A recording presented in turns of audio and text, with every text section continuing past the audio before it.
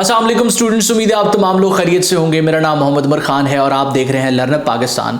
आज का ये लेक्चर उन तमाम स्टूडेंट्स के लिए हेल्पफुल है जो कि अपने आप को प्रिपेयर कर रहे हैं किसी भी वन पेपर एग्जाम के लिए या स्क्रीनिंग टेस्ट के लिए, और स्पेसिफिकली वो स्टूडेंट्स जो असिस्टेंट डायरेक्टर और इंस्पेक्टर ASF के लिए प्रिपेयर कर रहे हैं और इसके साथ साथ मिनिस्ट्री ऑफ डिफेंस के असिस्टेंट डायरेक्टर या सब इंस्पेक्टर के लिए आप प्रिपेयर कर रहे हैं। तो ये लेक्चर आपके लिए हेल्पफुल रहने वाला है। इसमें हम पाकिस्तान स्टडीज़ के इंपॉर्टेंट MCQs को डिस्कस करने वाले हैं जो मुख्तलिफ एग्जाम्स में पूछे गए हैं, यानी कि हम पास पेपर MCQs को डिस्कस करेंगे। तो बगैर वक्त ज़ाया किए हम अपने लेक्चर को स्टार्ट करते हैं। लेक्चर को स्टार्ट करने से पहले आप तमाम स्टूडेंट्स के लिए एक छोटी सी अनाउंसमेंट कि अगर आप किसी भी वन पेपर एग्जाम को प्रिपेयर कर रहे हैं तो आपने हमारी व्हाट्सएप कम्युनिटी को लाजमी ज्वाइन कर लेना है, ताकि आपके साथ प्रिपरेटरी मटीरियल भी शेयर किया जाता रहे और आपके साथ जो भी अपडेट्स हों वो बर वक्त आपको जो है वो मिलती रहें। इस कम्युनिटी को ज्वाइन करना बिल्कुल फ्री ऑफ कॉस्ट है, लिंक आपको डिस्क्रिप्शन में मिल जाएगा। मजीद अगर आप फ्री MCQs को किसी वेबसाइट से प्रिपेयर करना चाहते हैं तो उसका लिंक भी आपको डिस्क्रिप्शन में मिल जाएगा और आप स्क्रीन पर भी उस लिंक को देख रहे हैं। तो सबसे पहला क्वेश्चन इस वक्त आप अपनी स्क्रीन पर देख रहे हैं और वो क्वेश्चन रिलेट करता है पार्टीशन ऑफ बंगाल से।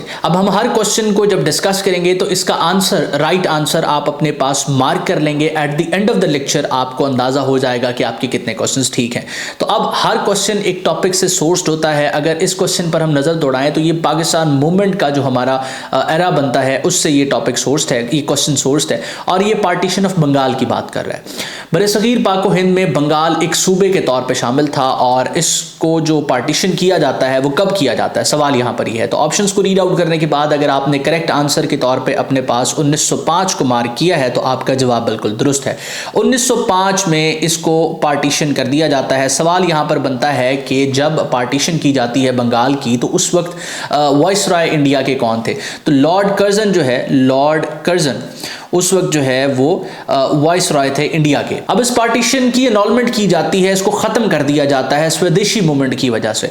अब जैसे ही इसकी पार्टीशन होती है तो बंगाल का सूबा जो है ईस्ट बंगाल और वेस्ट बंगाल में तकसीम हो जाता है। तो मुसलमानों की मेजॉरिटी कहां पर होती है ये भी पूछा जा सकता है। तो ईस्ट बंगाल में मुसलमानों की मेजॉरिटी हो जाती है, जिसके नतीजे में जो है वो एक मूवमेंट चलती है, इंडियन नेशनल कांग्रेस की तरफ से चलाई जाती है और इस पार्टीशन को 1911 में खत्म कर दिया जाता है। सवाल आपसे ये भी पूछा जाता है कि पार्टीशन ऑफ बंगाल की एनरोलमेंट कब हुई है? तो 1911 में हुई है और उस वक्त जो है वाइसराय ऑफ इंडिया कौन थे? लॉर्ड हार्डिंग टू उस वक्त के वाइसराय थे और उनके साथ जो मुख्तलिफ कारनामे एसोसिएटेड हैं उनमें एक कारनामा तो ये है कि इन्होंने पार्टीशन ऑफ बंगाल की एनरोलमेंट की थी, यानी कि इसको ख़त्म किया था और बंगाल को एक सूबे के तौर पर दोबारा से बहाल कर दिया था और इसके साथ साथ कलकत्ता से कैपिटल को दिल्ली की तरफ 1911 में उन्होंने शिफ्ट किया था। ये भी उनके साथ एसोसिएटेड है। उसके बाद नेक्स्ट क्वेश्चन आप अपनी स्क्रीन पर देख सकते हैं। According to the constitution of Pakistan which form of government is established in Pakistan? अब यहां जिस कॉन्स्टिट्यूशन की बात की जा रही है वो हमारा मौजूदा आइन है और वो आइन है 1973 का। तो 1973 के आइन के मुताबिक पाकिस्तान में फॉर्म ऑफ गवर्नमेंट कौन सी है? ऑप्शंस को रीड आउट करने के बाद आपने करेक्ट आंसर को अपने पास मार्क करना है और अगर करेक्ट आंसर के तौर पे आपने ऑप्शन बी को मार्क किया है, पार्लियामेंट्री फॉर्म ऑफ गवर्नमेंट, तो आपका जवाब बिल्कुल दुरुस्त है। पाकिस्तान की तारीख में 3 आइन आए हैं। पहला आइन हमारा 1956 का था, 1956 का। सवाल यहां पर यह भी पूछा जाता है कि पाकिस्तान का पहला आइन कितने अरसे की मुशक्कत के बाद पाकिस्तान ने हासिल किया? तो 9 साल की मुशक्कत के बाद पाकिस्तान ने अपना पहला आइन हासिल किया था। अब 1956 का जो आइन था इसमें हमारे पास पार्लियामेंट्री फॉर्म ऑफ गवर्नमेंट थी। उसके बाद आ जाता है 1962 का कॉन्स्टिट्यूशन। 1962 का कॉन्स्टिट्यूशन जो था उसमें प्रेसिडेंशियल फॉर्म ऑफ गवर्नमेंट थी और अयूब खान हमारे सदर थे। उसके बाद हमारे पास आ जाता है 1973 का आइन और 1973 के आइन में भी हमारे पास पार्लियामेंट्री फॉर्म ऑफ गवर्नमेंट है 1956 की तरह। और जब भी हमारे पास पार्लियामेंट्री फॉर्म ऑफ गवर्नमेंट होती है तो जो गवर्नमेंट का हेड है वो प्राइम मिनिस्टर होता है। उसके बाद नेक्स्ट क्वेश्चन आप अपनी स्क्रीन पर देख सकते हैं कि who was the first chief marshal law administrator of Pakistan? अब आपने एक फैक्ट अभी देखा, 1956 का हमारा आइन आया था। 1956 के आइन को एब्रोगेट कर दिया गया 1958 के अंदर। अब एब्रोगेट किया गया सिकंदर मिर्जा की तरफ से। पाकिस्तान का पहला आइन एब्रोगेट किसकी तरफ से किया गया? इस्कंदर मिर्जा की तरफ से किया गया। इस्कंदर मिर्जा कौन थे? इस्कंदर मिर्जा पाकिस्तान के पहले प्रेसिडेंट थे। अब वो प्रेसिडेंट कैसे बने? 1956 का आइन जब आया तो उस वक्त वो पाकिस्तान के चौथे गवर्नर जनरल थे। अब 1956 के आइन से पहले जो हेड ऑफ द स्टेट होता था उसको हम कहते थे गवर्नर जनरल। तो पाकिस्तान के वो चौथे गवर्नर जनरल थे और आखिरी गवर्नर जनरल थे। अब जैसे ही 56 का आइन आता है तो 56 के आइन के मुताबिक जो हेड ऑफ द स्टेट है उसको हम प्रेसिडेंट कहते हैं। तो गवर्नर जनरल की जो पोस्ट है वो अबॉलिश हो गई और कन्वर्ट हो गई प्रेसिडेंट में। तो पाकिस्तान के पहले प्रेसिडेंट बने इस्कंदर मिर्जा, जिन्होंने इस आइन को मनसूख कर दिया 1958 में। अब एग्जैक्ट डेट अक्टूबर के महीने की है, वो आपने मुझे कमेंट सेक्शन में बतानी है सर्च करने के बाद। तो 1958 में जब इन्होंने इस आइन को मनसूख किया तो उस वक्त के जो कमांडर इन चीफ थे अयूब खान, उनको पाकिस्तान का पहला चीफ मार्शल लॉ एडमिनिस्ट्रेटर बना दिया। अब कुछ स्टूडेंट्स कंफ्यूज हो जाते हैं कि पाकिस्तान का पहला जो चीफ मार्शल लॉ एडमिनिस्ट्रेटर है वो इस्कंदर मिर्जा है। इस्कंदर मिर्जा नहीं है। पाकिस्तान के पहले चीफ मार्शल लॉ एडमिनिस्ट्रेटर जो है वो अयूब खान है। ऑप्शन सी जो है इसका दुरुस्त जवाब है। अब देखिए ये एक एमसीक्यूज है लेकिन इससे मुंसलिक एक पूरी कहानी है। अगर आप इसको प्रिपेयर करते हैं तो इस तरह के कोई भी क्वेश्चन आपसे पूछा जाए आप उसको बआसानी आंसर कर सकते हैं।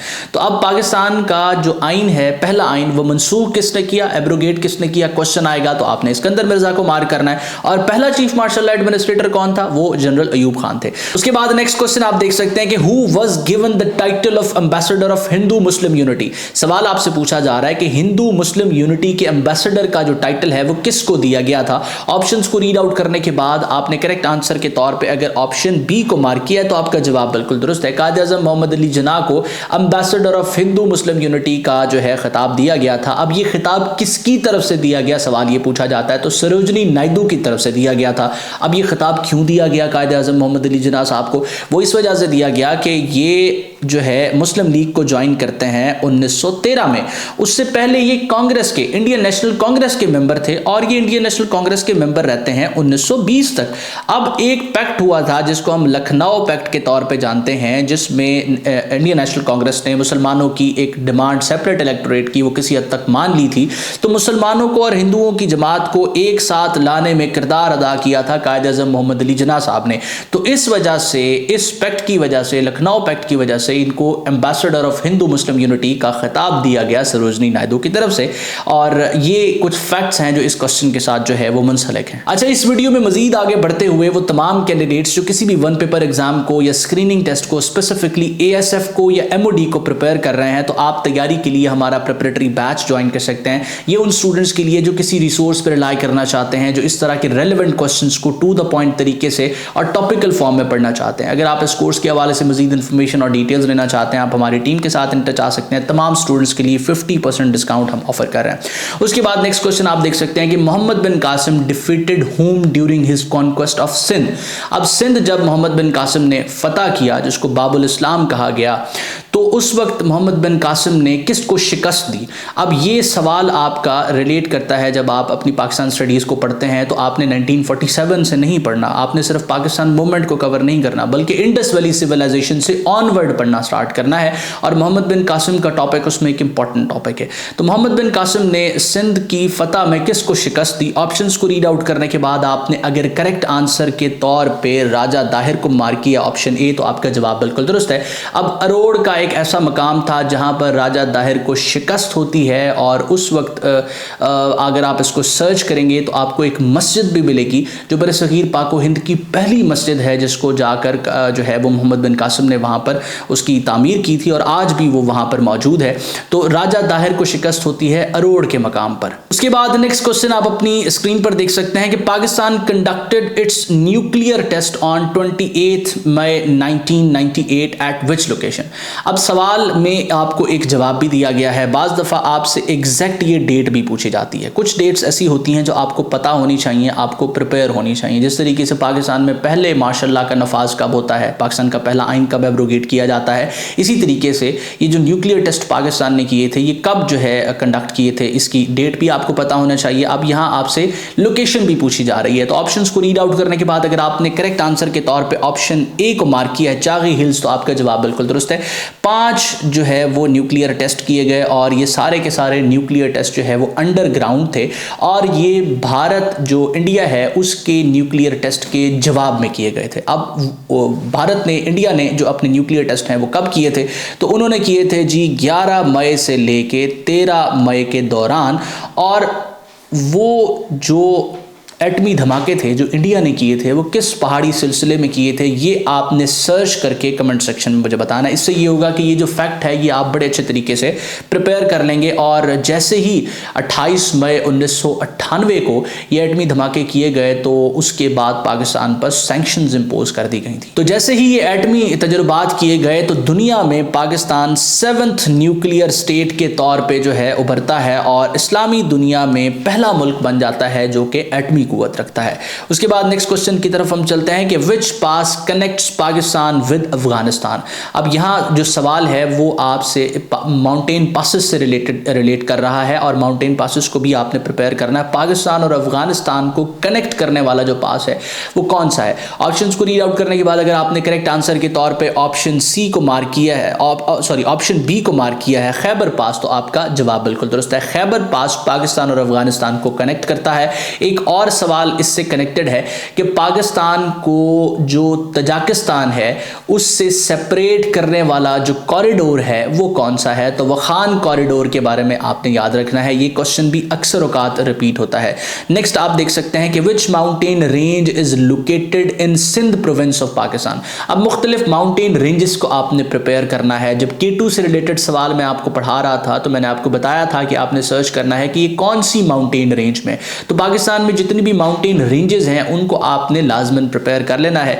तो अब सवाल यहां पर है कि सिंध प्रोविंस के अंदर कौन सी माउंटेन रेंज है। ऑप्शंस को रीड आउट करने के बाद अगर आपने करेक्ट आंसर के तौर पे ऑप्शन सी को मार्क किया कीरथर रेंज, तो आपका जवाब जो है वो बिल्कुल दुरुस्त है। उसके बाद नेक्स्ट क्वेश्चन आप देख सकते हैं और नेक्स्ट क्वेश्चन पाकिस्तान मूवमेंट से रिलेट करता है, नेहरू रिपोर्ट के हवाले से है। Nehru report was published in which year. Options को रीड आउट करने के बाद आपने करेक्ट आंसर को मार्क करना है। अगर आपने करेक्ट आंसर के तौर पे ऑप्शन बी को मार्क किया है तो आपका जवाब बिल्कुल दुरुस्त है। साइमन कमीशन की जो रिपोर्ट थी उसके नतीजे में दिल्ली मुस्लिम प्रपोजल हुआ जो कि 1927 में हुआ। उसके बाद नेहरू रिपोर्ट आई 1928 में जिसने मुसलमानों की जो डिमांड सेपरेट इलेक्टोरेट की थी उसको कंप्लीटली रद्द कर दिया। और इसके जवाब में फिर मोहम्मद अली जिन्ना, कायद-ए-आज़म मोहम्मद अली जिन्ना साहब के 14 नकात आए थे जो कि 1929 में आए थे। और इसके बाद फिर आपकी राउंड टेबल कॉन्फ्रेंसेस स्टार्ट होती हैं और उससे पहले कायद-ए-आज़म मोहम्मद अली जिन्ना के बाद अल्लामा इकबाल की तरफ से खुतबा इलाहाबाद दिया जाता है जो 1930 की डेट के साथ मंसूब है। तो अब सवाल जो आपने सर्च करना है जाकर वो ये कि नेहरू रिपोर्ट किसकी तरफ से पेश की गई थी, ये सवाल भी अक्सर पूछ लिया जाता है।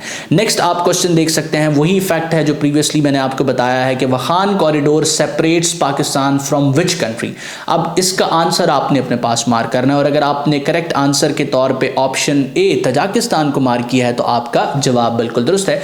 आपने सेंट्रल एशियन स्टेट्स के नाम और उनसे कनेक्टेड फैक्ट्स को भी प्रिपेयर करना है और मुझे कमेंट सेक्शन बताना है कि टोटल सेंट्रल एशियन स्टेट्स जो यूएसएसआर से सेपरेट हुई थी वो कितनी थी और उनमें से सबसे बड़ी स्टेट कौन सी है।